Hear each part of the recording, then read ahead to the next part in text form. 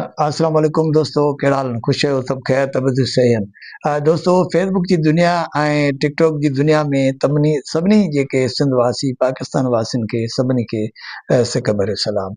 दोस्तों, जीअं त हिन वक़्तु जेको आहे सो सिंध ऐं पाकिस्तान में कुझु कई अहिड़ा मसइला आहिनि जेके तक़रीबन रोज़मर्रा जी ज़िंदगी में जेको आहे सो थींदा रहंदा आहिनि। मसलन कि सोशल मीडिया ते जेको आहे सो माण्हू फहाशी फैलाइनि था, सोशल मीडिया ते माण्हू किरदार कशी कनि था, सोशल मीडिया ते जेको आहे सो कहिड़ियूं अहिड़ियूं के वीडियो अपलोड थियनि थियूं ऐं के माण्हू जेके आहे सो उहे हिक ॿिए जे ख़िलाफ़ु जेको आहे सो वॾियूं साज़िशूं कनि था। पर जेको आहे तव्हां ॾिसंदो त सॼे हिकु समाज में जेको आहे न माना बुराइनि जो सिलसिलो जेको आहे तमामु वधंदो पियो वञे। सिंध गवर्नमेंट पाकिस्तान गवर्नमेंट जा रूल्स रेगुलेशन्स कानून ॿिया सभु आहिनि, पर उन्हनि ते कुझु एम्प्लॉयमेंट थियनि पियूं, कुझु जेको आहे सो उहे एफआईआर दाख़िल थियनि पियूं, सभु शयूं थियनि पियूं, अकाउंट ब्लॉक थियनि पिया। इहे सॼा मामला जेके ज़ेर गौर आहिनि ऐं एजेंसियूं पंहिंजो कमु कनि पियूं, पुलिस जा इदारा पंहिंजो कमु कनि पिया। जॾहिं त हर शइ थिए थी, पोइ बि माण्हुनि खे उहा शइ सम्झ में नथी अचे त यार असां जेको आहे सो हीउ कहिड़े क़िस्म जो हिकिड़ो रोल प्ले था कयूं या कहिड़े क़िस्म जो जेको आहे सो हीउ किरदारु अदा था कयूं। पाकिस्तान में कानून 1973 जो कानून ठहियो ऐं तव्हां ॾिसो त हुन में असांजा पंहिंजा असांखे हक़ बि मिलिया, सभु शयूं मिलियूं ऐं उहो दौरु हो जेको उन दौर में जेको आहे सो कहिड़ियूं हालतूं हुयूं, उन दौरनि मां पाण गुज़रंदे हिन दौर में अची पहुता आहियूं। तव्हां ॾिसो त समाज में जेको आहे बुरायूं ॾींहं ॿ ॾींहं छो थियूं वधंदियूं वञनि, माण्हुनि मां कमायूं छो हली वियूं आहिनि, माण्हुनि मां जेको आहे सो पंहिंजो जेको इलाही सारो जेको जफ़ाकशी कंदा हुआ उहे माण्हू छो हिन वक़्तु सभु जेके सो क्राइम जी दुनिया में हलिया विया आहिनि। के जेको आहे सो फुरियूं था कनि, के चोरियूं था कनि, के मनशियात जो कारोबार था कनि, के मनशियात जा साथारी था वेठा आहिनि, के मनशियात जा डीलर थियो वेठा आहिनि, के भत्ताखोर उन्हनि खां भत्ताखोरी करे उहे सॼो जान हलाइनि था। के समाज सुधारक माण्हू आहिनि जेके सच ॻाल्हाइनि था, उन्हनि सां नारवा सलूक कयो थो वञे, के साफ़ सच लिखनि था उहे जेको आहे सो क़तल कया था वञनि। को कामोरो जेको आहे सच ॻाल्हाए थो उनखे उन सीट तां बरतरफ़ कयो थो वञे, को जेको आहे सो सच ऐं हक़ जी ॻाल्हि करे थो। उन्हनि सभिनि मामलनि खे निड़ीअ ते नुंहुं ॾिनो थो वञे त पोइ छा आहे वजूहात छा आहे? समाज असांजो सुधरंदो कीअं? हिन समाज खे सुधारण जे लाइ छा घुरिजे? हिन समाज खे सुधारण जे लाइ असांजा जेके चूंडियल नुमाइंदा, असांजा जेके हुक्मरान, उन्हनि खे इन मामले ते संजीदगीअ सां सोचणो पवंदो।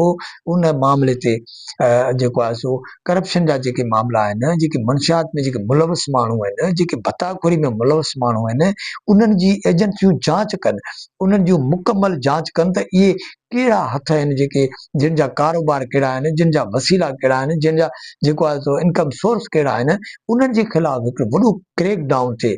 जीअं मसलन हींअर सिंध धरतीअ ते तव्हां ॾिसो त जेको आहे सो केॾो पाकिस्तान हुकूमत सिंध हुकूमत जेको आहे सो मिली करे ग्रैंड ऑपरेशन कनि था। उन्हनि में जेको आहे सो उहे नशाई जेके आहिनि उहे गिरफ़्तार थियनि था, उहे खजी था वञनि, उनजा इलाज थियनि था। वरी ॿिए पासे जेको आहे सो पेनू फ़कीर जेके आहिनि उन्हनि जे ख़िलाफ़ जेको आहे सो क्रैक डाउन थिए पियो, उन्हनि खे गिरफ़्तार करे उन्हनि खे कुझु इदारनि वटि जेको आहे सो जेके ग़रीब जा जेके इदारा ठहियल आहिनि उन्हनि ताणी पहुचाइनि था। पर छा इहे सभु इदारा सिर्फ़ु इन लाइ पैदा कया विया आहिनि सिर्फ़ु जेको आहे सो माना ॾेखाव हुजे ऐं ॿियो कुझु बि न हुजे? तव्हां ॾिसो त पाकिस्तान में ऐं सिंध गवर्नमेंट वटि केॾा त इदारा मौजूदु आहिनि। हिते जेको आहे ईदी जो सेंटर मौजूदु आहे, हिते जेको आहे शिपा जो इडर आहे, सैलानी जो मौजूदु आहे, पर हिते अलाए केतिरा शेल्टर जेके होम ठहियल आहिनि, उन्हनि हूंदे बि माण्हू बुखूं था मरनि, माण्हू ज़हर खाई मरनि था। इहो छा आहे? इहो किथां जो जेको कानून आहे? त हिते जेको आहे माण्हुनि खे ज़ुल्म बरबरियत रोज़ानी जे बुनियाद ते माण्हुनि सां इहे ज़ुल्म थियनि था ऐं उन ज़ुल्मनि जो को अज़ालो बि न थिए। पर जेकॾहिं किथे ऑफिसर सुठो हुजे ऐं उहो को किरदारु अदा करे ऐं पोइ उन ऑफिसर खे फौरन उतां खां हटाए छॾिजे, ज़ुल्म जी इंतिहा आहे। किथां ईंदो? अचो त हिन सभिनि मामलनि ते ही सभु मामला पंहिंजा आहिनि। किथे नियाणियुनि सां ज़ुल्म कयो थो वञे, किथे जेको आहे सो भाॻड़ियुनि जी नियाणीअ सां ज़ुल्म करे उनखे उनजो कनु कपे थो छॾिजे, उनजी बाज़ू कटे थी छॾिजे। किथे जेको आहे सो कोली जेके ग़रीब मिसकीन माण्हू उन्हनि जी नियाणियुनि सां जेको आहे ज़ुल्म थिए थो, उन्हनि खे जेको आहे ज़बरदस्ती खणी वञी उन्हनि सां रेप कया था वञनि, उन्हनि खे क़तल कयो थो वञे, मुस्लमाननि जूं नियाणियूं अगवा कयूं थियूं वञनि ऐं जेको आहे सो हिंदू बिरादरी जूं नियाणियूं जेके सालनि खां जेके बाज़ाब न थियूं आहिनि उहे कंहिं वटि आहिनि का ख़बर न आहे। किथे जी का सम्झ आहे, का सोच आहे, का ख़बर आहे त ही ज़ुल्म जेके थियनि पिया उन्हनि ज़ुल्मनि जो अज़ालो कीअं थींदो? जेसीं ताणी असां हिन समाज में इंसानियत जो दर्स न ॾींदासीं तेसि ताणी हिन समाज खे सुधारे न सघंदासीं। तंहिं करे अचो त पाण सभु गॾिजी, हिते को बि इंता पसंद न आहे, हिते को बि इंता पसंदी जी ॻाल्हि न करे। हिते मज़हब परस्त असां आहियूं, सभिनि जा मज़हब असांजे एहतराम थोरनि। असीं पाण मुस्लमान आहियूं, असीं नबी करीम सल्लल्लाहु अलैहि वसल्लम जी उम्मत आहियूं। असां उनजी पैरवी, उनजे क़दमनि, उनजो जेके ॾिनल वाटूं आहिनि ऐं उन्हनि ते हलण वारा आहियूं।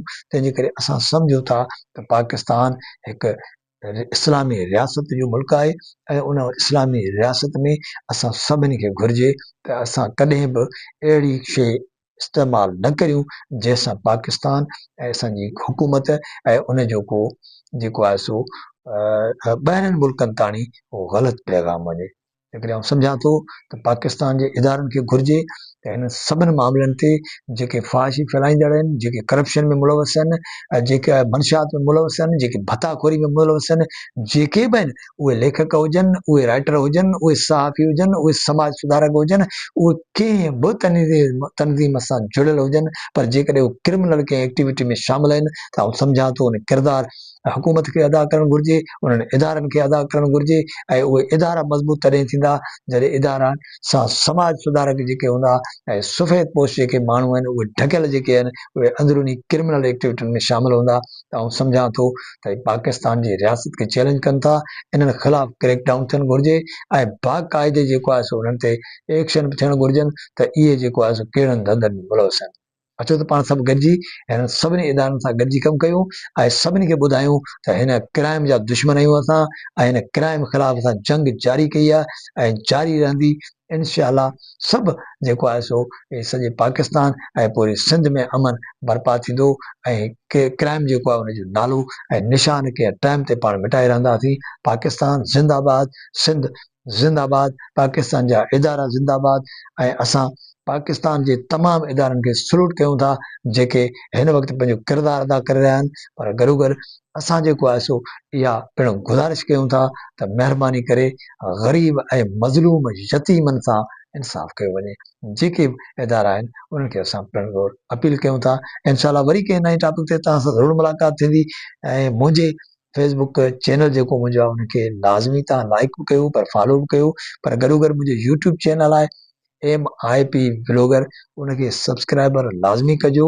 ऐं पर इहो लाज़मी ॿई टई कम लाज़मी कजो त जीअं मुंहिंजी वीडियो जेका आहे उहो तव्हां वटि बर वक़्तु पहुचंदी रहे। सां सलामत, अल्लाह निगहबान, पाकिस्तान ज़िंदाबाद।